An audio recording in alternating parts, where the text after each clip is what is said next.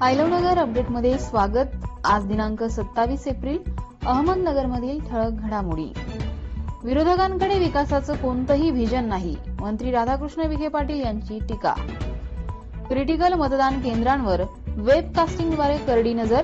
नगर व शिर्डी मतदारसंघात एकूण 5 मतदान केंद्र।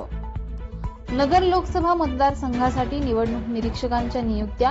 नगर लोकसभा मतदारसंघासाठी निवडणूक निरीक्षक म्हणून रवी कुमार अरोरा। गोमातेच्या रक्षणासाठी राज्यात गोसेवा आयोगाची स्थापना।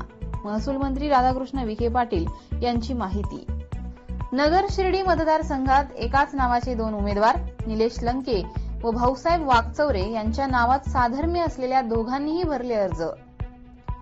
महिला सबलीकरणासाठी देशात मोदी पर्वाची गरज। भाजप महिला आघाडीच्या प्रिया जानवे यांचं प्रतिपादन।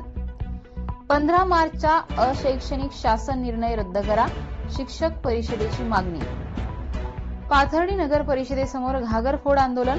4 महिन्यांपासून पिण्याचं पाणी मिळत नसल्याने नागरिक आक्रमक। सुगंधित तंबाखूची बेकायदेशीर वाहतूक करणाऱ्या वाहनांवर कारवाई। स्थानिक गुन्हे शाखेची कामगिरी। घराचं कुलूप तोडून 2.5 लाखाचा मुद्देमाल चोरीला। श्रीगोंदे तालुक्यातील कोळगाव येथील घटना। असेच अपडेट्स मिळवण्यासाठी आयलवनगरच्या 77 98 300 400 या नंबरवर मिस कॉल द्या।